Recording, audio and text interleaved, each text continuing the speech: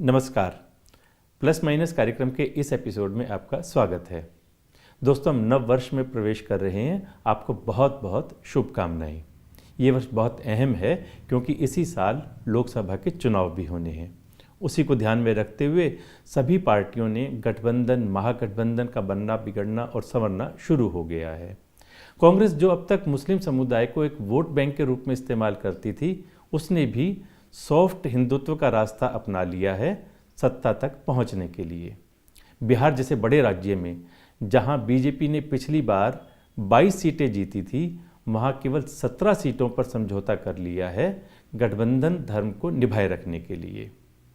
हम किस प्रकार के राजनीतिक माहौल की ओर बढ़ रहे हैं, देश की कैसी स्थिति होने वाली है, इसी पर आज के इस एपिसोड में हम चर्चा करेंगे भारतीय जनता पार्टी के प्रवक्ता और पूर्व केंद्रीय मंत्री सैयद शाहनवाज हुसैन से। लेकिन पहले एक नज़र उनके अब तक के राजनीतिक सफर पर।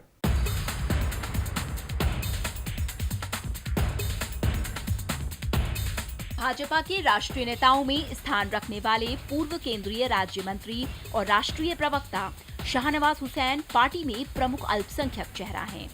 बिहार के भागलपुर से सांसद रहे शाहनवाज हुसैन भारतीय जनता पार्टी के उन नेताओं में से एक हैं जो भाजपा की हर रणनीति को सहजता से राष्ट्रीय मंचों पर रखते हैं। कुशल रणनीतिकार और पार्टी के पक्ष को मजबूती से रखने की काबिलियत के चलते भाजपा ने इन्हें राष्ट्रीय प्रवक्ता जैसा महत्वपूर्ण पद दिया। अपने राजनीतिक जीवन की शुरुआत हुसैन ने भारतीय जनता युवा मोर्चा में सचिव के तौर पर की। 1999 में उन्हें पहली बार लोकसभा का सदस्य बनने का मौका मिला। इस लोकसभा में वो खाद्य और प्रौद्योगिकी केंद्रीय राज्य मंत्री और खेल एवं युवा कल्याण राज्य मंत्री बने। 2006 और 2009 में हुए लोकसभा चुनाव में भी वो निर्वाचित हुए। उनके सक्रिय राजनीतिक जीवन पर विराम तब लगा जब 2014 में मोदी लहर के बावजूद शाहनवाज हुसैन भागलपुर संसदीय सीट से चुनाव हार गए।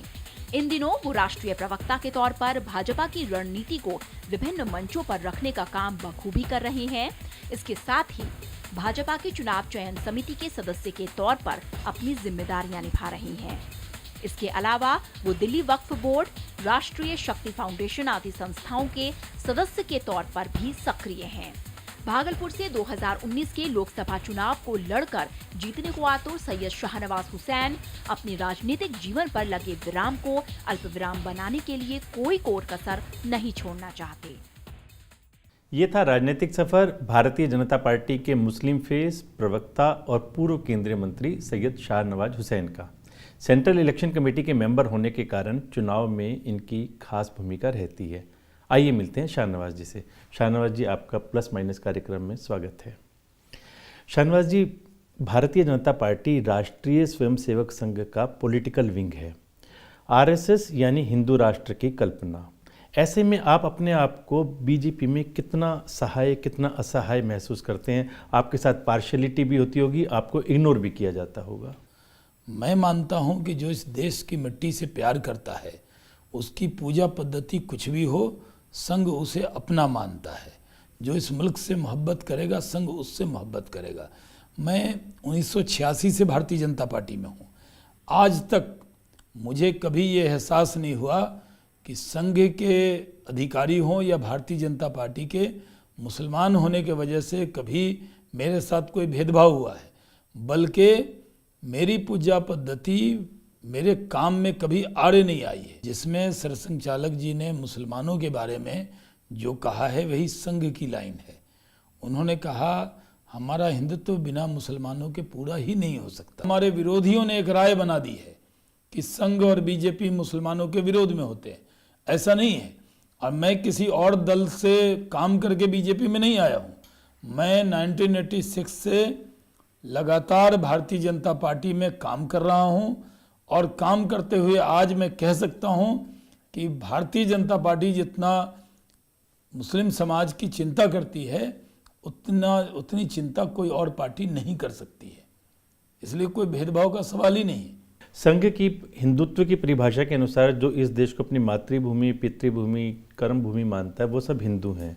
आप यदि इस देश को अपना मानते हैं तो आप भी हिंदू हुए। हिंदी है हम वतन है हिंदुस्तान हमारा, इकबाल ने कहा। इकबाल ने कहा सारे जहां से अच्छा हिंदू सिता हमारा।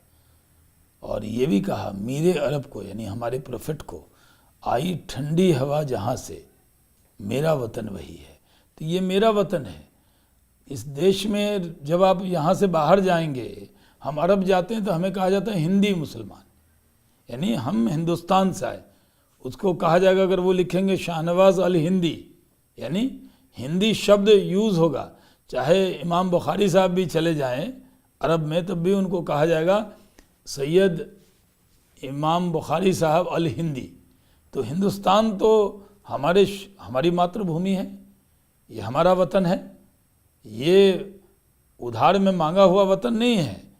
जन्म इस देश की मिट्टी में हुआ। और आप जानते हैं कि हिंदू धर्म में तो कहते हैं पंचतत्व में विलीन हो जाते मरने के बाद। इस्लाम मज़हब में भी है कि हम जिंदा हैं तो इसी वतन के लिए और मरेंगे तो इसी मादरे वतन के खाक में मिल जाएंगे। हमें कोई सर्टिफिकेट आप देंगे या कोई और देगा, उसके सर्टिफिकेट की ज़रूरत शाहनवाज हुसैन को नहीं है। ये हमारा मुल्क है। जब इस मुल्क का बंटवारा हुआ 47 में, जब धर्म के नाम पर मुल्क बटा, तो मेरे बाप दादा ने तय किया कि ये मादरे वतन है, जननी मातृभूमि। हम रहेंगे तो यहीं रहेंगे और मरेंगे तो इसी मादरे वतन के खाक में मिल जाएंगे। आप देखिए बड़ी तादाद में लोग चले गए पाकिस्तान, आज भी मुहाजिर बन गए, लेकिन जो हिंदुस्तान में रहे मुसलमान हैं उनको वतन चुनने का मौका मिला, ऑप्शन था। तब भी हमारे बाप दादा ने ये हिंदुस्तान को तय किया, हमारी मोहब्बत देखी। आप हिंदुस्तान के प्रति इतना प्रेम दिखा रहे हैं। जब भी भारत पाकिस्तान का क्रिकेट का मैच होता है और पाकिस्तान जीतता है तो मस्जिदों में रोशनी की जाती है, वहाँ पे बम पटाखे छोड़ते हैं। जहाँ मुस्लिम मेजोरिटी में हो जाते हैं वहाँ हिंदुओं के घरों को जलाना शुरू कर देते हैं। आदरणीय राकेश जी, आपकी जानकारी बहुत पुरानी है। कभी किसी मोहल्ले में आपने देखा होगा, मैंने अपनी आँखों से कभी किसी मस्जिद में रोशनी करते या पटाखा चलाते मुस्लिम मोहल्ले में मैंने नहीं देखा। मैं मानता हूँ आज ये कहकर उन लोगों का क्या होगा जो वीर अब्दुल हमीद भारत माता के लिए शहीद हो गए। गिने चुने नाम है जी ये, गिने चुने नहीं है। बॉर्डर पर आज भी मरने वालों की तादाद में आबादी से जितना रिप्रेजेंटेशन है उससे कहीं ज़्यादा मुसलमानों ने भी शहादत का जाम पिया है। ये हमारा मुल्क है।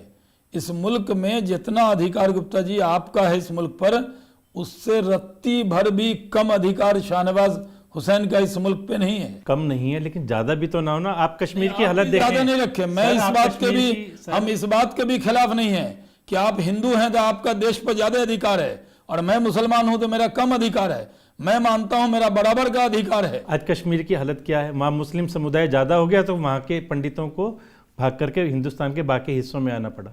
देखिए बहुत दुखद है। मैं तो बहुत जम्मू कश्मीर के पंडितों के लिए आवाज़ उठाने वाला रहा हूँ। मैंने देखा है कि जम्मू कश्मीर में ये हालत ख़राब की गई। अगर तभी जम्मू कश्मीर में धारा 370 न लगी होती तो आबादी का तनासुब एकदम ठीक हो जाता। जम्मू कश्मीर का कोई फारूक अब्दुल्ला आके मेरे यहाँ सुपौल में तो घर बना सकते हैं, दिल्ली में बना सकते हैं, लेकिन मैं और आप अगर चाहें कि जाके गुलमर्ग में एक कुटिया बना लें तो नहीं बना सकते। ये कांग्रेस की देन है। मैं मानता हूं कि जम्मू कश्मीर में कुछ लोग बहक गए हैं, लेकिन प्रधानमंत्री नरेंद्र मोदी ने तय किया है कि जम्मू कश्मीर के लोगों को मुख्यधारा में लाएंगे, हाथों में हथियार छुड़ाकर कलम पकड़ाएंगे और जो हथियार उठाएंगे उनको कब्र में सुलाएंगे। शाहनवाज जी, अगर हम जनसंख्या की डिटेल में जाएं तो आज़ादी के समय जितनी मुस्लिम आबादी देश में थी और आज जितनी तेज़ी से बढ़ी है उसके कई कारण हो सकते हैं। 4 बीवी 40 बच्चे भी हो सकते हैं, धर्मांतरण भी हो सकता है, बांग्लादेश के घुसपैठिए भी उसका एक कारण हो सकते हैं। इसके कारण से जो इम्बैलेंस बढ़ रहा है और जहाँ जहाँ मुस्लिम अधिक संख्या में वहाँ वहाँ हिंदुओं का जीना हराम। पहले तो मैं जानता हूँ कि आप बहुत मित्र आपके मुस्लिम हैं। आप अपने एक मित्र का नाम बता दी कि आप 4 बीवी वाला कोई मुसलमान लाइए पकड़ के मेरे सामने और उसके 40 बच्चे लाइए जो आपके जानने वाले हों। सर गांव में यही हो रहा है। कौन गांव में साहब? जाइए, ये सब कहानी सुन के अगर आप कहेंगे 4 बीवी 40 बच्चे, ये अली बाबा 40 चोर, ये सब बहुत चीज़ सुना हुआ है। वो आर्थिक हालत के आधार पर भी कोई व्यक्ति आज 40। पाकिस्तान में एक चैनल पे मैंने देखा था कि उसके बहुत सारे बच्चे थे और बहुत सारी बीवियां थीं, लेकिन मेरी रिश्तेदारी में भी मैंने नहीं सुना है कि किसी की 4 बीवी हो। कोई चाचा होते जिनकी 4 बीवी होती, मैं 4 को चाची कहता, ऐसा कोई नहीं देखा। तो ये सब कहने की बात है साहब, दुनिया बहुत आगे निकल गई है। शाहनवाज जी, बीजेपी ने 3 तलाक और हज सब्सिडी जैसे मुद्दों को उठाया तेजी से। आपको लगता है इसके कारण से एक मुस्लिम समुदाय बीजेपी की ओर आकर्षित होगा? देखिए, हज सब्सिडी तो सुप्रीम कोर्ट के आदेश के बाद हम लोगों ने उसको समाप्त किया, धीरे धीरे हो रही थी। और ट्रिपल तलाक जो है ये एक सामाजिक बुराई थी कि एक साथ ट्रिपल तलाक नहीं दिया जाता, उसको बिद्दत भी मानते हो, नहीं उसको सही नहीं मानते, फिर भी चला रहे थे कुछ लोग। अभी भी नरेंद्र मोदी जी ने किया तो मुस्लिम महिलाओं में तो बहुत खुशी है, लेकिन कुछ दक्कनी लोग हैं जो उसका विरोध कर रहे हैं। और जो प्रोग्रेसिव लोग हैं उनको मालूम है कि नरेंद्र मोदी उनकी चिंता करते हैं, सबका साथ सबके विकास के रास्ते पर देश को लेकर जा रहे हैं। और नरेंद्र मोदी हैं जिनके चश्मे से 125 करोड़ हिंदुस्तानी को वो एक नज़र से देखते हैं। वो हिंदू, मुसलमान, सिख, ईसाई के में भेद नहीं करते। वो शाहनवाज जी, आप बीजेपी का मुस्लिम फेस हैं और बिहार से आते हैं। बिहार में पिछली बार आपने 30 सीटों पर चुनाव लड़ा और 22 सीटें जीती भी थी। इस बार ऐसी कौन सी मजबूरी आ गई गठबंधन की आपकी कि आपने 17-17 के फार्मूले को एक्सेप्ट कर लिया? देखिए, पिछली बार 2009 में नीतीश कुमार जी और जेडीयू जो है वो पार्टी बीजेपी से मिलकर लड़ी थी। उसमें हम 25 पे लड़ते थे, वो 25 पे लड़ते थे, हम 15 पे लड़ते थे।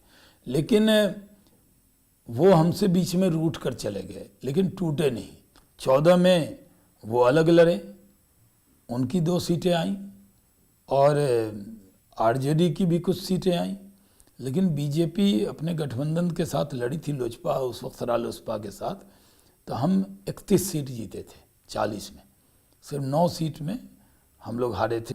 इस बार जेडीयू भ्रष्टाचार के मुद्दे पर आरजेडी को छोड़कर आया, तो हमने उनको पूरा सम्मान दिया, क्योंकि पहले तो वो 25 लड़ते थे, अब 17 लड़ रहे हैं। उन्होंने भी अपनी 8 सीट कम की, क्योंकि हम लोग रामविलास जी को भी 6 सीट एडजस्ट कर रहे हैं। और बीजेपी ने भी अपनी सीटें कम की, क्योंकि 22 तो हमारे सीटिंग ही है। लेकिन इस बार मिशन बड़ा है। इस बार हम लोग गुजरात की तरह ये सोच रहे हैं कि गुजरात में 100% सीट नरेंद्र मोदी जी को दी थी लोकसभा के चुनाव में 2014 में। इस बार हम 40 की 40 लोकसभा सीट नरेंद्र मोदी जी की झोली में देना चाहते हैं। इसलिए जदयू, बीजेपी और लोक जनशक्ति पार्टी मिलकर लड़ेंगे, इसलिए हमने गठबंधन किया है। आपने कहा चुनाव में आप मात्र 1% से भी कम वोट परसेंटेज से आप हार गए थे भागलपुर से। इसके बाद पूरे 5 वर्ष तक पार्टी ने आपको पूरी तरह से इग्नोर किया, ना किसी डेलीगेशन में बाहर भेजा, ना राज्यसभा में, ना कि कोई और महत्वपूर्ण पद दिया। आप अपने आप को इग्नोर फील नहीं करते हैं? नहीं, देखिए, मेरी पार्टी में महत्व नहीं होती तो राकेश गुप्ता जी मेरा इंटरव्यू करते। आप कितने महत्वपूर्ण लोगों को ही बुलाते हैं। आपने महत्वपूर्ण इसलिए मान लिया क्योंकि मैं बीजेपी का राष्ट्रीय प्रवक्ता हूँ। बीजेपी के जो 12-13 लोगों की सेंट्रल इलेक्शन कमेटी है जो निर्णय करती है कि कौन राज्यसभा में जाए, कौन विधानसभा लड़े, कौन विधान परिषद लड़े, कौन लोकसभा लड़े, उस कमेटी का मैं सदस्य हूँ। उस निर्णय मंडली का मैं भी सदस्य हूँ, अमित शाह जी की अध्यक्षता में और प्रधानमंत्री जी के साथ वहाँ। तो समझिए पार्टी ने कितना अहमियत दिया है। बिहार से मैं ही अकेला सेंट्रल इलेक्शन कमेटी का मेंबर हूँ, तो पार्टी का काम हमने किया।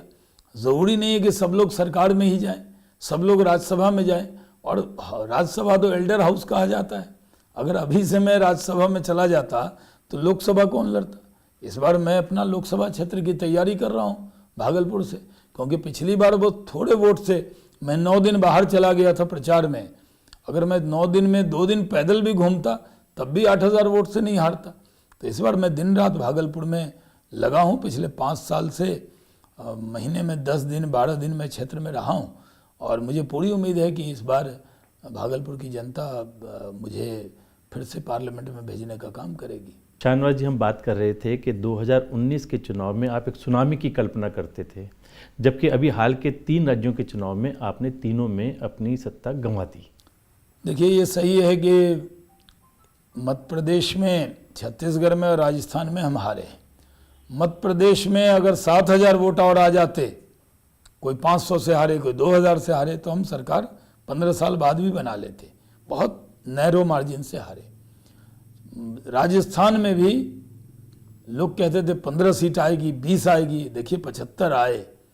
और कांग्रेस को हमने 99 पे रोका, जबकि कांग्रेस को लगता था कि 160 सीट वो ले आएंगे। तो नरेंद्र मोदी जी के नाम पर इन दोनों जगह हमारी स्थिति बहुत, हमने मुकाबला किया।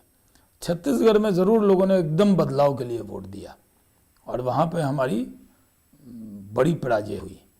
तो मैं मानता हूँ कि इन चुनाव में 2004 में भी आपको याद होगा कि हम लोग मध्य प्रदेश, छत्तीसगढ़, राजस्थान जीते थे और उत्साह में थे। हमने जल्दी चुनाव का ऐलान कर दिया और 2004 में हम लोग लोकसभा के चुनाव में वाजपेयी जी नहीं जीत पाए।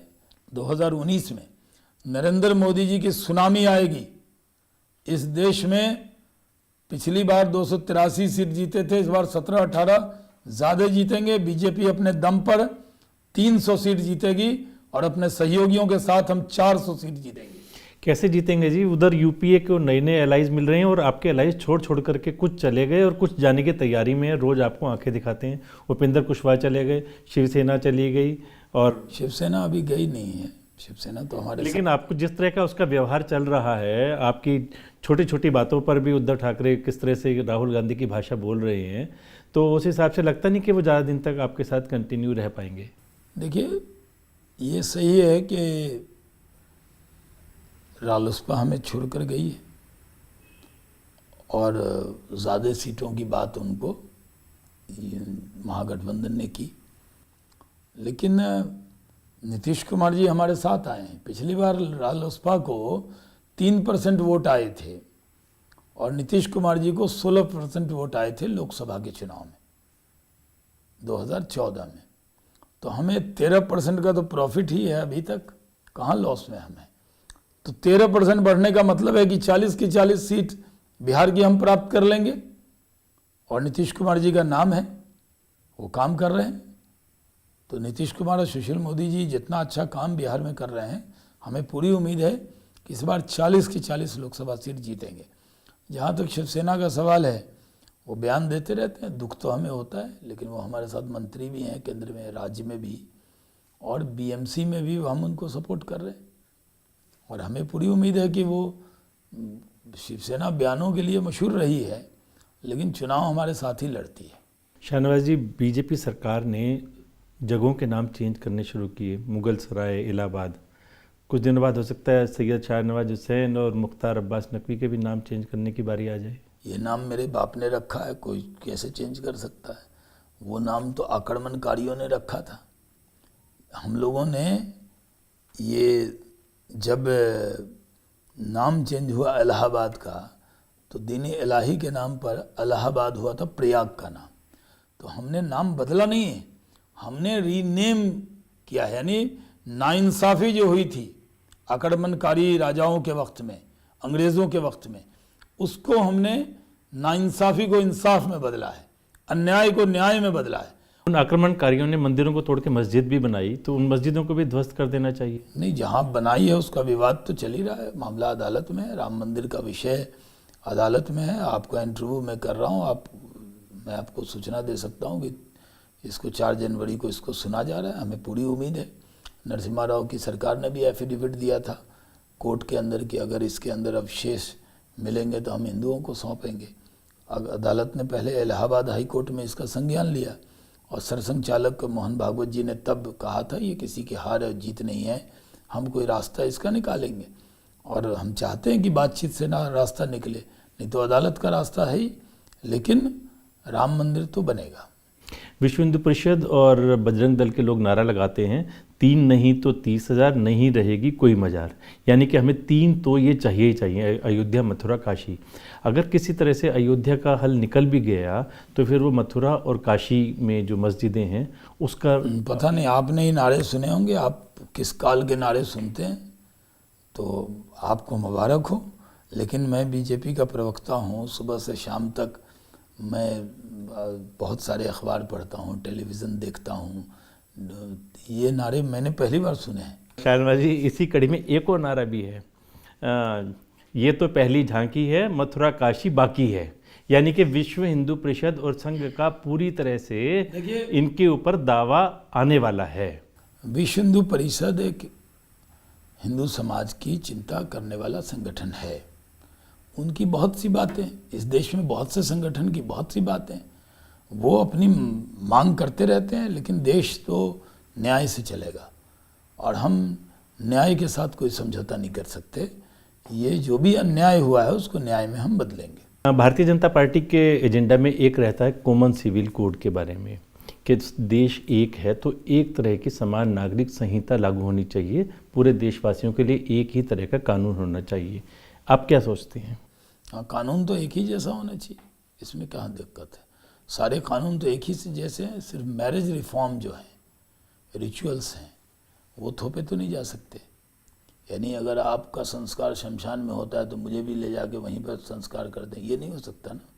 कानून एक जैसा हो, जिस तरह नरेंद्र मोदी जी ने ट्रिपल तलाक में वो निर्णय किया। तो कई बार लोगों को लगता है कि समान आचार संहिता, मुसलमान भाइयों को भी समझा दिया जाता है, हिंदू भाई भी समझ रहे हैं। कॉमन सिविल कोड का मतलब सिविल राइट्स, सिविल राइट्स जो हैं वो एक हैं। ट्रिपल तलाक के बाद तो वो करीब करीब एक हो गए, लेकिन रिचुअल्स हैं। कई बार जैसे सबरीमाला पे फैसला हुआ तो लोगों ने कहा कि आप अदालत का फैसला नहीं मान रहे। हमने कहा भाई अदालत ये नहीं तय करेगा ना कि हम पश्चिम रुख नमाज पढ़ें कि पूरब पढ़ें। ये तो हमारी धार्मिक आज़ादी है, हम काबा की तरफ पढ़ेंगे क्योंकि वो पहली मस्जिद मानते हैं। आप के बारे में आप कौन सी पूजा कब करेंगे वो आप कोर्ट नहीं तय कर सकता, लेकिन जो सिविल राइट्स हैं उनको कोर्ट को तय करने का अधिकार होता है। लेकिन मुस्लिम पर्सनल लॉ बोर्ड का इनकी कुछ चीज़ों पर फिर भी मतभेद रहता है कि हम इन सब में इंटरफेयर नहीं करें। विश्व हिंदू परिषद हिंदुओं की संस्था है, मुस्लिम पर्सनल लॉ बोर्ड मुसलमानों की एक संस्था है। उनकी अलग अलग राय होगी अलग अलग मुद्दे पर, लेकिन देश जब हम चलाते हैं तो सबकी राय सुनकर निर्णय करते हैं। शाहनवाज जी, क्या कारण है कि मुस्लिम समुदाय आज भी बहुत पिछड़ा हुआ है, कम पढ़ा लिखा है, ज़्यादातर मजदूर और लोअर क्लास को बिलोंग करता है, उनका उत्थान क्यों नहीं हो पाया? देखिए, आज़ादी के बाद जब इस देश का बंटवारा हुआ तो बड़ी तादाद में जो पढ़े लिखे लोग थे वो पाकिस्तान गए। जैसे जो गवर्नमेंट जॉब में थे, station master Delhi, station master Lahore हो गया, लाहौर के यहाँ आ गए। बैंक ऑफ इंडिया का चेयरमैन यहाँ का, मुंबई का, कराची का मुंबई हो गया। तो एक पूरे जो गवर्नमेंट जॉब में लोग थे उसमें मैक्सिमम लोगों के ट्रांसफ़र हो गए। जो गरीब आदमी उसने कहा नहीं, हम मर जाएंगे यहीं रहेंगे। हम लोग, हमारे भी ख़ानदान के लोगों ने तय किया, ऑप्शन था जा सकते थे, लेकिन कहा नहीं, अपनी मिट्टी को नहीं छोड़ेंगे। तो फिर कांग्रेस आ गई। कांग्रेस ने सिर्फ बीजेपी से डरा डरा के मुसलमानों का वोट लिया, बीजेपी आएगी तुम्हें खा जाएगी। सच्चर कमेटी की रिपोर्ट आई, वो रिपोर्ट कहती है कि हिंदुस्तान का मुसलमान गरीब है, पिछड़ा है, बेरोजगार है। किसके वजह से है? कांग्रेस की गलत नीतियों की वजह से। आज अटल बिहारी वाजपेयी जब प्रधानमंत्री बने तो उन्होंने कहा प्रधानमंत्री ग्राम सड़क योजना, 1000 की आबादी 500 की आबादी को जोड़ेंगे। उन्होंने ये नहीं कहा कि मुस्लिम आबादी या हिंदू आबादी, हर मुसलमानों को सड़क मिल गई, बिजली पहुंचाने का काम किया। अब नरेंद्र मोदी जी प्रधानमंत्री हैं, उन्होंने कहा सबका साथ सबका विकास। हमने 18,000 गाँव में जहां अंधेरा था बिजली पहुंचाई। मेरे मित्र हैं श्रीकांत शर्मा, मंत्री हैं यूपी में, मैंने उनसे पूछा बिजली कहाँ पहुंचाई? उन्होंने कहा ज़्यादातर बिजली तो मुसलमानों के गांव में गई, क्योंकि ज़्यादा अंधेरा कांग्रेस ने, समाजवादियों ने, बसपा ने वहाँ कर रखा था। उनको क्या मतलब था, रोड बिजली पानी नहीं दो, सिर्फ बीजेपी के नाम से डराओ और वोट ले लो। तो हमने उज्ज्वला स्कीम चलाई, सबको गैस सिलेंडर दिया, हिंदू मुसलमान नहीं पूछा। हमने बिजली पहुँचाई, सब जगह पहुँचाया। हमने स्कूल में पढ़ने का अधिकार दिया, सब जगह दिया। इसलिए बीजेपी की सरकार अगर 10 साल और रह जाएगी तो कोई मुसलमान भी यहाँ बेरोजगार आपको नहीं दिखेगा। हम सबकी चिंता करेंगे। आखिरी में आपसे एक प्रश्न करना चाहेंगे कि आने वाले चुनाव में बीजेपी किन मेन मुद्दों को लेकर के जनता के बीच जाएगी? देखिए, हम विकास के मुद्दे पर जाएंगे। हमने, जैसा मैंने पहले कहा कि हमने अंधेरा दूर किया है, हमने गैस सिलेंडर दिया है, 5 लाख तक के इलाज की गारंटी दी। कोई गरीब आदमी के घर में कोई बीमार हो जाए, उसका बेटा भी नहीं पूछे तो उसका एक भारत माता का बेटा है नरेंद्र मोदी, उसके लिए 5 लाख तक का इंतजाम करके देंगे। बहुत सफल योजना, लोगों में बड़ी खुशी है। ये 3 राज्य में जरूर हमारे हैं, लेकिन नरेंद्र मोदी जी को प्रधानमंत्री बनाने के लिए देश इकट्ठा होगा। आने दीजिए लोकसभा का चुनाव, जब लोकसभा का चुनाव आएगा पूरा देश नरेंद्र मोदी के साथ खड़ा होगा। कोई अपने महबूब रहनुमा को हटाने नहीं देगा, ना हटने देगा। वो ताकत से खड़ा होगा। बीजेपी अपने दम पे 300 सीट और सहयोगियों के साथ 400 सीट जीतेंगे और इस देश में फिर से एक अच्छी सरकार बनाएंगे। लेकिन वही लोग जब पूछेंगे कि हमारे अकाउंट में 15 लाख रुपए का जो आपने वायदा किया था आने का, वो तो आया नहीं। देखिए, हमने अकाउंट में, जेब में, उनके पॉकेट में देने की बात नहीं कही। नरेंद्र मोदी प्रधानमंत्री बनने के बाद हर व्यक्ति के जीवन में 15 लाख से ज़्यादा का खर्च हुआ है। ये रोड, ये बिजली, ये पानी, ये गैस, ये देश की रक्षा, इसके लिए जो काम कर रहे हैं वो पैसा किस पर खर्च हो रहा है? व्यक्ति पर। क्या सरकार पैसा बांटती है? सरकार उनके जीवन को संवारने के लिए प्रति व्यक्ति 15 लाख से ज़्यादा खर्च किया है। बहुत बहुत धन्यवाद शाहनवाज जी, आपने बड़ी चतुराई के साथ सब प्रश्नों का उत्तर दिया। हम आपके उज्जवल भविष्य की कामना करते हैं और उम्मीद करते हैं कि दोबारा बीजेपी पावर में आएगी और आपको साथ लेकर के आएगी। आप भी उनमें से एक होंगे जो आपने 300 की गिनती की है। आपके उज्जवल भविष्य की कामना के साथ बहुत बहुत धन्यवाद। जी, बहुत बहुत शुक्रिया। आपको भी इंग्लिश कैलेंडर ईयर नए साल की बधाई, आपके दर्शकों को भी। ये थी बातचीत भारतीय जनता पार्टी के प्रवक्ता सैयद शाहनवाज हुसैन के साथ। प्लस माइनस कार्यक्रम में अगले सप्ताह फिर मुलाकात होगी। एक बार पुनः नव वर्ष की शुभकामनाएं। नमस्कार।